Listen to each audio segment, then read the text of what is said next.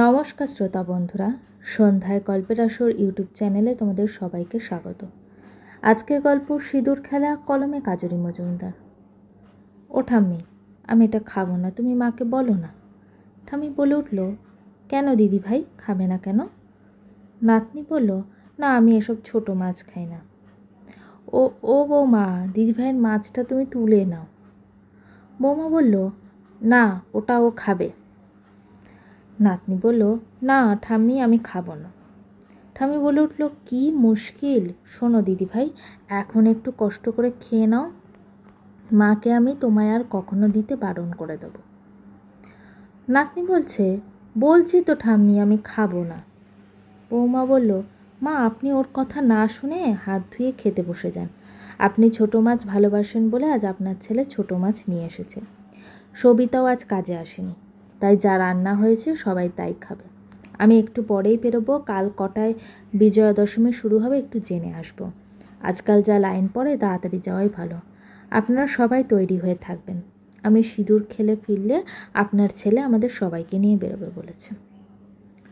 আচ্ছা বৌমা, দিদিভাই আমি বলি কি, আমি বরং মাছের কাঁটাটা বেছে দিই। আর খাবো না বলে না দিদিভাই, দাঁড়াও আমি হাতটা ধুয়ে আসি। বৌমা বলল, মা আপনি খেতে বসুন তো, এবার মাধ্যমিক দেবে, এখনও ওর মাছের কাঁটা বেছে দিতে হবে। এই সব আপনার ছেলের প্রশ্রয় হয়েছে। বাবাদের প্রশ্রয়ই না মেয়েগুলো আজকাল এত ন্যাকা হয়। নাতনি বলল, ঠাম্মি আমি বলে দিলাম তুমি কাঁটা বেছে দিলে আমি খাবো, নয়তো। ঠাম্মি আবার বলে উঠল, এই তো দিদিভাই এসে গেছি, কই তাও দেখি, এইটুকু মাছের জন্য কেউ মার ওপর রাগ করে বুঝি? নাতনি তখন ফিসফিসিয়ে বলে উঠল, আরে ঠাম্মি তুমি জানো না, আজ মা নিরামিষ তো, তাই এই মাছ করেছি যাতে নিজেকে খেতে না হয়। ঠাম্মি বলল, এরকম বলে না দিদি ভাই। নাতনি বলছে, কেন বলবো না, নিজের ইচ্ছে মতো নিজে সব কিছু করে, দেখছো না কাল আমাদের ফেলে সিঁদুর খেলতে যাবে। ঠাম্মি বলছে, দূর বোকামে, তোমার তো বিয়ে হয়নি, তুমি গিয়ে কি করবে? তোমার তো বিয়ে হয়েছে, তাহলে তোমায় কেন নেবে না মা? ঠাম্মি বলতো, আমি বিয়ে হলে কি হবে দিদি ভাই, তোমার দাদু তো নেই তো তাই। নাতনি বলল, দাদু নেই তো কি, ছেলেরা ওখানে যায় না নাকি? না তা নয়, আচ্ছা এখন তুমি তাড়াতাড়ি খেয়ে নাও তো দিদি ভাই, নয়তো আবার বকা খাবে, বরং রাতে তোমায় একটা গল্প বলবো। গল্প? হ্যাঁ গল্প। কতদিন তোমার গল্প শুনিনি ঠাম্মি। জানো ঠাম্মি, তোমার একটা সিক্রেট কথা বলছি। ঠাম্মি বলে উঠল, সে আবার কি কথা? আঙুল দিয়ে ইশারা করে ঠাম্মিকে কাছে এগোতে বলে, তোমার এই একটার মা সবসময় খুব প্রশংসা করে। ঠাম্মি বলে, কি বলছো, কিছুই যে বুঝি না দিদি ভাই। মা সবসময় বলে তোমার মতো এত সুন্দর গল্প নাকি কেউ বলতে পারে না। তাই বুঝি? একটু লজ্জায় লজ্জায় হাসি হেসে ঠাম্মি বলল, নাও আর একটু বাকি আছে, খেয়ে নাও। তাহলে রাতে কখন গল্প বলবে ঠাম্মি? খাওয়া দাওয়া হয়ে গেলে তারপর। আচ্ছা ঠিক আছে। কৌশানী তার মা বাবার সাথে হিন্দ মোটরে নিজেদের 2 BHK ফ্ল্যাটে থাকত। তার ঠাকুমা জোড়া বাগানে বহু পুরনো বাড়িতে থাকতেন। পুরনো ঐতিহ্যের ওই বাড়িতে একাই থাকেন কৌশানীর ঠাকুমা রুমা দেবী। রুমা দেবীর 4 ভাড়াটে আর আশেপাশে শ্বশুরবাড়ির আত্মীয় স্বজন থাকায় রুমা দেবী একা থাকলেও খুব একটা একাকিত্ব বোধ করতেন না তিনি। মাঝে মাঝেই ছুটি ছাটাতে ছেলের বাড়িতে থেকে যেতেন তিনি। ছেলের সংসারে বুদ্ধি করে সব মানিয়ে চলার চেষ্টাও করতেন রুমা দেবী। তাই চাপা কিছু মনোমালিন্য থাকলেও সামনাসামনি বৌমার সাথে খুব সাংঘাতিক বচসা কখনই হয়নি তার।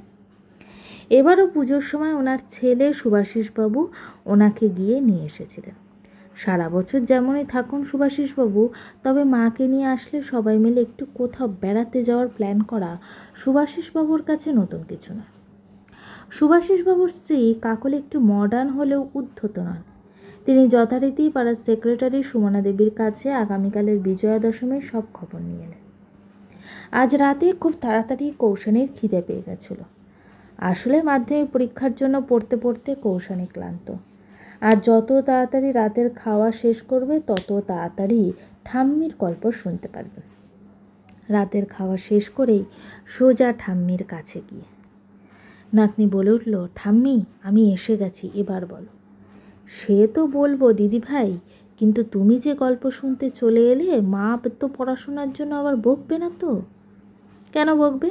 তুমি তো পরশুই চলে যাবে, তারপরে কি আমি আর তোমায় পাবো? তুমি চলে গেলে আর একটু বেশি করে পড়ে নেব, তুমি প্লিজ বলো। ঠাম্মি বলে উঠল, আচ্ছা আচ্ছা দেখি, একটু সরে বসো। আজ তোমায় যে গল্পটা বলবো না, তা কিন্তু গল্প নয়। তাহলে?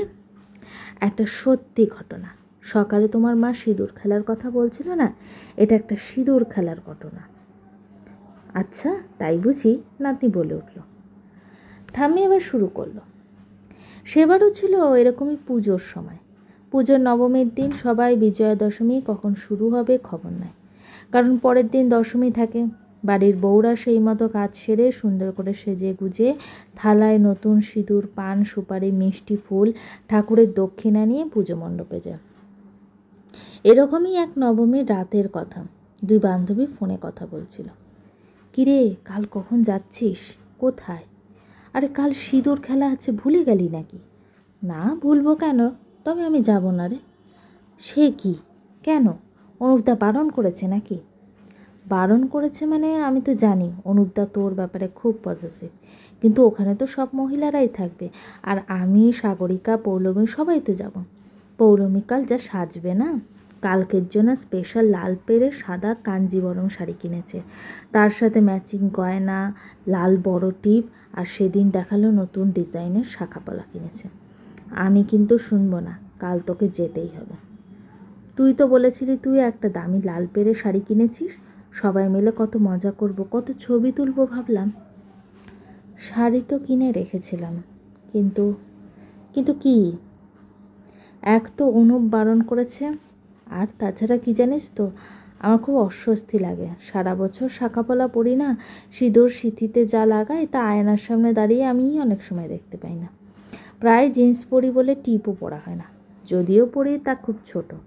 তা সেখানে ওই দিন লাল পেরে সাদা শাড়ি পরে, শাঁখাপলা পরে, বড় লাল টিপ পরে একদম বাঙালির শ্রেষ্ঠতম বউ সেজে মণ্ডপে যাওয়া, ছবি তোলা, এসব কেমন যায় না নিজেকে খুব ফেক মনে হয়। তোর মনে হয় না? না, মনে হয় না। সবাই যখন করে তখন আমার এত ভাবার কি আছে? আমি তো একা কিছু করছি না, সবাই করলেই বাকি। দেখ মিথ্যে বলবো না, সাজতে তো আমারও ভালো লাগে, আর আমি সাজিও, কিন্তু এই সিঁদুর খেলা বিজয়া দশমীর দিন মণ্ডপেই বা আমরা খেলবো কেন? অন্য কোনো অনুষ্ঠানে অন্য কোথাও তো খেলতে পারি। তোর মাথাটা নাকি আছে, এই অনুপদা তোর মাথাটা খেয়েছে, বুঝতে পেরেছি। না রে, মজা করছি না। আমরা দশমীর দিন দুর্গা মায়ের বিদায়ের জন্য তাকে বরণ করে মিষ্টি খাওয়াই, বলি সামনের বছর যেন মা আবার আসে। এটা একটা অন্য অনুভূতি হওয়ার কথা যে, যেই মা আসার জন্য আমরা 5-6টা দিন এত আনন্দে কাটাই, সে মা চলে যাচ্ছেন আমাদের আনন্দ দিয়ে আবার 1 বছরের প্রতীক্ষা। কিন্তু মায়ের প্রতি আমাদের সেই অনুভূতি হয় না। তখন সাজগোজ দেখা, কে এলো না, কখন আসবে, সিঁদুর খেলা, আনন্দ করা, হাসাহাসি, তার মানে কি মায়ের বিদায়ে আমরা খুশি হচ্ছি? পিছনে দাঁড়িয়ে থাকা মায়ের সামনে আমরা আনন্দ করে কি মাকে কষ্ট দিচ্ছি না? তার মানে দশমীর দিনে মণ্ডপে যাওয়াটা অনেকটা হাতির দাঁতের মতো, আমরা দেখাই একটা আর করি আরেকটা। ভক্তি, শ্রদ্ধা এসবের আজ হয়তো মূল্য খুব একটা নেই, শুধু শো করতে পারলেই হলো। দামি শাড়ি, দামি গয়না পরা, দামি বরণের থালা, দামি মিষ্টির বাক্স, থালার ওপর খুব সুন্দর কুরুশের কাজ করা ঢাকনা, এগুলোই লোককে দেখাতে চাই, কারণ লোকেও এগুলোই দেখে। কিন্তু মার প্রতি ভক্তি, ওরে বাবা, তুই কোথা থেকে কোথায় চলে যাচ্ছিস? এত সেন্ট হোস না, এসব যত ভাববি ততই কষ্ট পাবি। বিন্দাস হয়ে বাঁচত। তুইও কখনো ভেবে দেখিস, আমরা বন্ধুরা বা আত্মীয়রা চাইলে কোনো অনুষ্ঠানে বা এমনি কোনো দিনে, যেমন মাদার্স ডে, ফাদার্স ডে, আরও কত ডে মানাই, সেই রকম একদিন না হয় সেজে গুজে সিঁদুর ডেও মানব। সেটা অনেক সাজবো, অনেক আনন্দ করব। মায়ের বিদায়ের দিনটা না হয় মার জন্যই থাক। আচ্ছা এখন বলতো অনুপদা কেন বারণ করেছে? তোর মনে নেই গত বছরের আগের বছর সিঁদুর খেলার দিন মণ্ডপে আগুন লেগেছিল? আরে সে তো একটা বাচ্চা মেয়ের বলে। আর গত বছর তো দশমীর দিন সকাল অবধি সব ঠিক ছিল, কিন্তু বরণ করা হলো না, কারণ মায়ের দাঁড়ানো মঞ্চ ভেঙে অত বড় মায়ের মূর্তিটা হেলে পড়েছিল। তারপর ঠাকুরমশাই বললেন আমাদের মণ্ডপে বাধা পড়েছে, সবাইকে অন্য কোনো মণ্ডপে গিয়ে বরণ করতে। তুই সব ভুলে গেছিস? না রে বাবা, কিচ্ছু ভুলিনি। ওটা তো মঞ্চটা বোধহয় সেরকম পোক্ত করে বানায়নি, তাই ওই অবস্থা হয়েছিল। কিন্তু সকাল অবধি সব ঠিক থেকে ঠিক সেই সময়টাই বা হবে কেন? আরে পরপর 2 বছর ওটা একটা কাকতালীয় ব্যাপার হয়েছিল। এইবার ওরা শুরু থেকে সব দিক দিয়ে সতর্ক থাকছে। আর এবার তো মাকে বরণ করার জন্য খুব পোক্ত ছোট স্টেজও বানিয়েছেন। আচ্ছা শোন, এখন একটু কাজ আছে রে, আমি পরে আবার ফোন করব। অনুপদাকে বলিস আমরা কাল সবাই যাব, তোকেও যেতে হবে। ঠিক আছে, দেখি। আমি রাখি রে এখন। হ্যাঁ রাখ। নাতনি বলে উঠল, ঠাম্মি এবারেও কি কিছু হয়েছিল? ঠাম্মি বলল, আরে শোনোই না। পরের দিন যখন যথাসময়ে মণ্ডপে বেশ লাইন পড়ল, কথা ছিল 3টে থেকে বরণ করা শুরু হবে। মণ্ডপে পুজো কমিটির লোকেরা খুব সচেতন হয়ে সব দিকে ঘোরাঘুরি করতে লাগলো। বারবার মাইকে অ্যানাউন্সমেন্ট করতে লাগলো যে কেউ যেন কোনো কুসংস্কার মনে না রাখে। গত 2 বছর দুটো অঘটন ঘটে গেছে, কিন্তু এবার সব দিক দিয়ে অনেক খেয়াল রাখা হয়েছে। সবাই যেন খুব শিগগির মণ্ডপে মায়ের বরণ করার জন্য মাকে বরণ করার জন্য চলে আসে। প্রথমেই এক মাঝবয়স্ক ভদ্রমহিলা লাইনে ছিলেন। যখন বরণ করা শুরু করতে বলা হলো, উনি চটি খুলে বরণ করার মঞ্চে সিঁড়িতে প্রণাম করে মঞ্চে ওঠেন।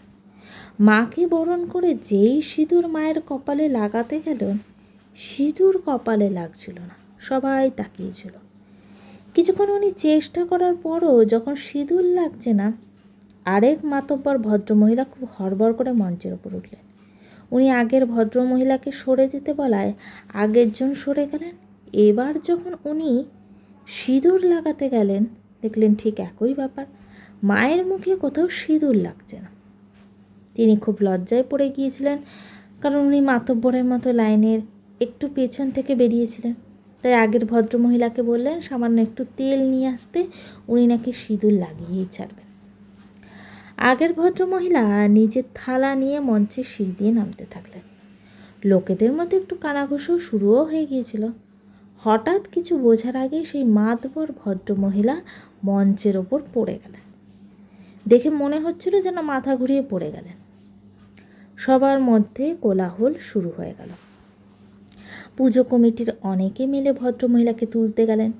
মাইকে বারবার বলা হচ্ছিল যে সবাই যেন একটু ধৈর্য ধরে দাঁড়ায়, কিন্তু সবার মধ্যে একটা আতঙ্কের সৃষ্টি হলো।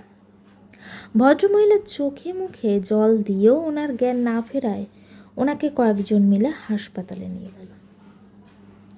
যেখানে প্রায় 2:30টার থেকে সবাই লাইন দিতে শুরু করেছিলেন, সেখানে 3টের পরেই এসব ঘটনার পর যখন প্রায় 4:30 বাজে, তখন মণ্ডপ পুরো খালি। 4-5 জন পুজো কমিটির লোক ছাড়া আর কেউ ছিল না। যেখানে সবার পাড়ার মণ্ডপে দুর্গা মা সারা মুখে সিঁদুর লাগিয়ে, মুখে মিষ্টি লাগিয়ে বিরাজমান ছিলেন, সেখানে এই দুর্গা মারা সারা শরীরে এতটুকু সিঁদুরের ছোঁয়া লাগতে পারে। এসব কী হচ্ছে কেউ কিছুই বুঝতে পারছিল না। এই নিয়ে 3 বছর এই মণ্ডপে মায়ের বরণ হয়নি, তাই সিঁদুর খেলাও হয়নি। এবার তো ঠাকুরমশাই বলে দিলেন যে এসব ঠিক হচ্ছে না, এসব কোনো খারাপ সংকেত, যা পরের কোনো বড় বিপদের অগ্রিম সংকেত। পুজো কমিটির সবার খুব মন খারাপ ছিল। অনেক কষ্ট করে, অনেক বেশি খরচ করে, বেশি পরিশ্রম করে এবারে পুজোর আয়োজন করেছিলেন তারা। ঠিক হলো পরের দিন ঠাকুর বিসর্জন দেওয়া হবে। ঠাকুর মশাই থেকে আরও কমিটির অন্য মেম্বাররা, যারা নানান কাজে ছুতো দিয়ে সেই রাতে মণ্ডপের আর কোনো রকম দায়িত্ব নেয়নি। বাসুদেব বলে এক ভদ্রলোক ছিলেন। বলা হয় গত 2 বছর ধরে পাড়ার নানা লোকে নানা মতে সিদ্ধান্ত নেওয়া হয়েছিল যে পুজো বন্ধ করে দেওয়া হবে, কিন্তু ওনার একাগ্রতায় আবার পুজো চলতে থাকে। খুব সাদাসিধে সৎ ব্যক্তি ছিলেন এই বাসুবাবু। দুর্গা মায়ের পুজো ওনার কাছে শুধুই বাঙালিদের একটা উৎসব নয়, ভগবানের প্রতি ওনার অগাধ ভক্তি ছিল। সবাই এড়িয়ে গেল, উনি কিন্তু নিজে থেকে সবাইকে বলেছিলেন উনি রাতে মণ্ডপে পাহারা দেবেন। রাতে যথারীতি খাওয়া দাওয়া করে একটা পাতলা বিছানার চাদর নিয়ে উনি মণ্ডপে গেলেন। ওখানে পৌঁছে 3-4টে চেয়ার একসাথে জড়ো করে তার উপর পা তুলে কিছুক্ষণ বসে রইলেন। ওটা খুব খারাপ লাগছিল। সবার সামনে তো কিছু বলেনি, তবে এখানে একা একা মায়ের মূর্তির দিকে তাকিয়ে বলেন, কি অপরাধ করেছি মা? তোমায় এত ভক্তি করি আমি, তোমার সব কাজ এত নিষ্ঠাভাবে করার চেষ্টা করি, তাও মা দয়া হয় না তোমার? সেনদের পাড়ার পুজোতে ওরা কত টাকা পয়সা নিয়ে নয়ছয় করে, তুমি সেখানে সব ঠিকঠাক রেখেছ, আর আমাদের পুজোর বদনাম হতে দেখছো? এটাই বোধহয় কলিযুগ। সততার এখানে কোনো দাম নেই, ভক্তিরও এখন কোনো দাম নেই, অসৎদেরই জয় হয় সব জায়গায়। এসব শুনে সিনেমার মতো ঠাকুর নড়ে উঠলেন না, আর ওপর থেকে কোনো ফুলও পড়ল না। দুঃখে কষ্টে বাসুদেব বলে উঠলেন, ঠিক আছে মা, তুমি যখন চাও না, এর পরের বার থেকে আর কখনো এখানে তোমার পুজো হবে না, তুমি ঠকবাজদের কাছেই থেকো। বাইরে বেশ জোরে হাওয়া বইছিল, মনে হচ্ছিল বৃষ্টি হবে। বাসুদেববাবুর এই হাওয়াটা বেশ ভালোই লাগছিল। কিছুক্ষণ পর নিজের ফোনটা একটু ঘাটাঘাটি করে পকেটে ফোনটা ঢুকিয়ে রাখলেন। চেয়ার থেকে নেমে একটু দূরে রাখা দুটো চাদর ভাঁজ করা ছিল। রোজ সন্ধ্যায় আরতি হওয়ার সময় ওই চাদর দুটো দিয়ে মায়ের মূর্তি আড়াল করা হতো। সেই দুটো চাদর নিয়ে আবার চেয়ারের ওখানে গিয়ে ওই চাদর দুটো বালিশের মতো দিয়ে নিজের বাড়ি থেকে নিয়ে আসা সেই চাদর গায়ে দিয়ে শুয়ে পড়লেন। বাইরের ঠান্ডা হাওয়া, খুব তাড়াতাড়ি ঘুমিয়ে পড়েছিলেন তিনি। গভীর রাত, কোথাও কোনো আওয়াজ নেই। মণ্ডপের মধ্যে শুধু বাসুবাবুর অঘরে ঘুমানোর একটা জোরে নিঃশ্বাসের আওয়াজ শোনা যাচ্ছে। কিছুক্ষণ পরেই মনে হলো বাইরের হাওয়া যেন থমকে গেল। বাসুবাবুর কিছু একটা শরীরে অস্বস্তি হচ্ছিল, তাই এপাশ ওপাশ করতে করতে একবার যেই একটু চোখ খুললেন, দেখলেন ময়লা ময়লা রঙের শাড়ি পরা ঘোমটা দেওয়া একজন মহিলা মঞ্চের সামনে মায়ের দিকে দাঁড়িয়ে তাকিয়ে আছেন। বাসুবাবু কিছু বলতে যাওয়ার আগেই দেখলেন ওই মহিলা আস্তে আস্তে মঞ্চে ওঠার জন্য এগোচ্ছে। বাসুবাবু বলে উঠল, জানেন না কটা বাজে? তবে এটা জানেন, তখন মাঝরাত। এত রাতে কোনো মহিলা একা মণ্ডপে এভাবে মায়ের উদ্দেশ্যে এসেছে। ভাবলেন ওনার মতোই কোনো মায়ের ভক্ত ঠক্ত হয়তো হবেন। কিছু না বলে খাপটি মেরে পরে থেকে দেখতে লাগলেন মহিলা কি করে। মহিলা মঞ্চের সিঁড়ি দিয়ে ওপরে উঠে মায়ের গায়ে হাত ঠেকিয়ে প্রণাম করলেন। তারপর মায়ের কপালে সিঁদুরের টিপ লাগিয়ে সযত্নে মায়ের দুগালে সিঁদুর লাগিয়ে পড়লেন। বাসুবাবু দূর থেকে দেখে অবাক হয়ে গেলেন, যেখানে কেউই মায়ের গায়ে এক বিন্দুও সিঁদুর লাগাতে পারেনি, সেখানে এই মহিলা কোথাকার সিঁদুর এনেছে যা মায়ের মুখে যেন জলজল করছে। বাসুবাবু ভাবলেন মহিলা যাওয়ার আগে উনি এটা কোথাকার সিঁদুর তা জেনে নেবেন। তার মানে সবাই যা ভেবেছে তা ভুল, যারা দুজন সিঁদুর লাগাতে গিয়েছিল তাদের সিঁদুরটা খারাপ ছিল। এইসব ভাবতে ভাবতে বাসুবাবু উঠে বসলেন। বললেন, বলছি শুনছেন? বাসুবাবুর আওয়াজে মহিলার কানে পৌঁছানো মাত্রই ওনার হাতটা থমকে গেল। বাসুবাবু আবার বললেন, এই যে শুনছেন, আপনাকে বলছি। মহিলা ঘোমটাটা আরেকটু ঝুলিয়ে সিঁড়ি দিয়ে নামতে থাকলেন। বাসুবাবু চেয়ার থেকে নেমে এগিয়ে যাবেন মনে করলেন, হঠাৎ মনে হলো বেকায়দায় শোয়াতে ডান পায়ের গোড়ালিতে একটা ব্যথা হচ্ছে। উনি আর ঠিক করে পা ফেলতে পারছিলেন না। কিন্তু সিঁদুরের কথাটা তো ওনাকে জানতেই হবে, তাই ওখানেই চেয়ার ধরে দাঁড়িয়ে পড়লেন। আপনাকে অনেক ধন্যবাদ। এবার মহিলা বাসুবাবুর দিকে পিঠ করে থমকে দাঁড়ালেন। বাসুবাবু বলে উঠল, হ্যাঁ আপনাকে বলছি, আপনি এসে যে কি উপকার করলেন না, তা আপনি কিন্তু নিজেই জানেন না। মহিলা কোনো উত্তর না দেওয়ায় বাসুবাবু আবার বলে উঠলেন, আর জানেন তো, দুপুরে মায়ের বরণে পাড়ার পৌরা কি কোথাকার সব সিঁদুর নিয়ে এসেছিল কে জানে। মায়ের গায়ে সিঁদুর লাগছিলই না, শুধু শুধু ওদের জন্য এখানে বাকি বৌমারাও সিঁদুর খেলতে পারল না।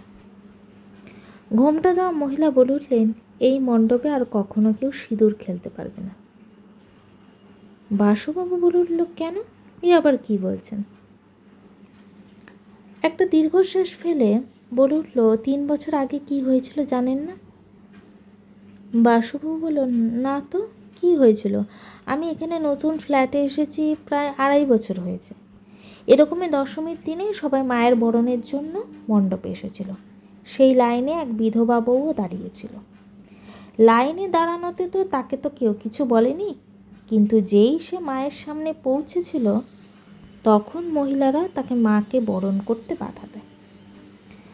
বাসুবাবু বলল, কী জন্য বাধা দেয়? তারা বলে সে বিধবা, তাই সেখানে আসতে পারে না, এখানে শুধু সধবারাই আসতে পারে। সেই বিধবা বলেছিল, মায়ের বরণে সধবা বিধবার কি আছে? তার স্বামী নেই, তাতে তার কী দোষ? মায়ের প্রতি ভক্তি তার স্বামীর সাথে তার শেষ হয়ে যায়নি। তাকে তখন অনেকে অনেক খারাপ কথা বলেছিল। কেউ বলেছিল যত অলক্ষণে কথা, কেউ বলেছিল ছি ছি, এসব অনাথ সৃষ্টি হলে মণ্ডপ যে অপবিত্র হয়ে যাবে। তবুও সে মায়ের সামনে থেকে সরেনি। সেদিন কেউ ওনার হয়ে একটা কথাও বলেনি। সে একাই সবার সাথে লড়াই করে গিয়েছিল। কেউ বলেছিল, দেখো বাপু, বিধবা বিধবার মতোই থাকুন। আমি তো সেরকমই থাকি, কিন্তু জানতে পারি কি মায়ের বরণে বিধবারা কেন মাকে বরণ করতে আসতে পারবে না? এটা কি কোনো স্কুল যে লাল পেরে সারাতা শাড়ি না পরতে পারলে প্রবেশ নিষিদ্ধ? কেউ বলেছিল, শখ দেখ না, সিঁদুর খেলার শখ হয়েছে। দেখুন, এখানে সবার থালায় যে নতুন সিঁদুর কেনা, তা কারো নিজের স্বামীর ছোঁয়ানো সিঁদুর নয়। এ সিঁদুর মার জন্য, তাই এ সিঁদুর সবাই লাগাতে পারে। তোমাদের স্বামী আছে বলে তোমরাই মার ভক্ত, আর আমার মতো বিধবাদের ভক্তি কি মিথ্যে? ওই বিধবা ওখান থেকে না সরে সবার সাথে তর্ক করেছিল বলে মহিলারা জোর করে তার হাত থেকে বরণের থালা কেড়ে নিয়েছিল। তাকে জোর করে ধাক্কা দিয়ে মায়ের সামনে থেকে সরিয়ে দিয়েছিল। সেই বিধবা চোখের জল ফেলতে ফেলতে বলেছিল, আজ তোমরা সধবা তাই এত অহংকার করছো তো?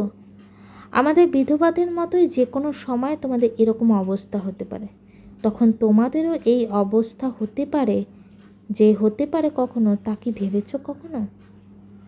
কে সধবা থাকবে আর কে বিধবা থাকবে তা ভগবানই লিখে দেন। ভগবান যার কপালে সিঁদুর খেলা লিখে দেন সে সধবা থাকে, আর যার কপালে সিঁদুর খেলা লেখেন না সে নিজের ভাগ্য মেনে নিতে শেখো। আমি বিশ্বাস করি না এসব। ভগবানের কাছে মানুষের একটাই পরিচয়, কে তার ভক্ত আর কে নয়। অনেক তর্ক, অনেক অনুরোধ করার সত্ত্বেও তাকে মায়ের বরণ করতে দেয়নি কেউ। একজন বলেছিল, হে ঠাকুর, কি কলিযুগ এসেছে, স্বামী না থেকেও এত সিঁদুরের শখ, এদের জন্য সতীদাহ প্রথাটাই ঠিক ছিল। এই কথা শোনার পর ওই বিধবা চোখের জল মুছতে মুছতে এখান থেকে চলে যায়। সেদিন রাতেই তার লাশ অনেক দূরের এক রেল লাইনে পাওয়া যায়। আপনি এত কিছু জানলেন কী করে? আপনি কি সেদিন এখানে এসেছিলেন? আপনিও কি সেদিন সবার সাথে ওই বিধবাকে? না। আপনি কোথায় থাকেন এত রাতে? আপনি একা এখানে, মানে আপনার বাড়ির লোকেরা? মহিলা কোনো উত্তর না দিয়ে মণ্ডপে বেরিয়ে যাওয়ার পথে এগোতে থাকলেন। বাসুবাবু বুঝতে পারছিলেন আস্তে আস্তে ওনার পাটা ঠিক হচ্ছিল। পায়ের পাতা ফেলে স্বাভাবিক বোধ করছিলেন। উনি মহিলার মুখটা দেখবেন বলে একটু এগোতে এগোতে বলতে থাকলেন, বাসুবাবু বলল, আচ্ছা শুনুন, আপনাকে তো আসল কথাটাই জিজ্ঞেস করা হলো না, আপনার সিঁদুরটা কোথাকার? ভদ্রমহিলা মণ্ডপের গেটের একদম কাছে পৌঁছিয়ে বাসুবাবুর দিকে না ফিরিয়েই বললেন, ওটা সিঁদুর নয়। তাহলে ওটা কি? আমার শরীরের কথা শেষ হতে না হতেই বাসুবাবুর পায়ে কি যেন ঠেকল।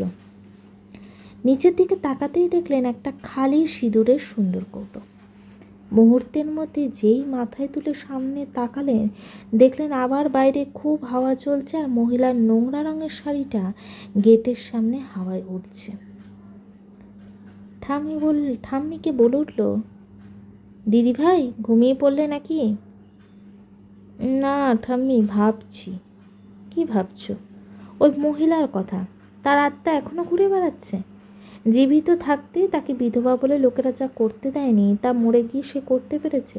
আর যারা অহংকার করে বলেছিল যে তাদের কপালে সিঁদুর খেলা আছে, তাদেরই বিধবা মহিলা বরণ করতে দেন না, সিঁদুর খেলতেও দেন না। ঠিক করেছে।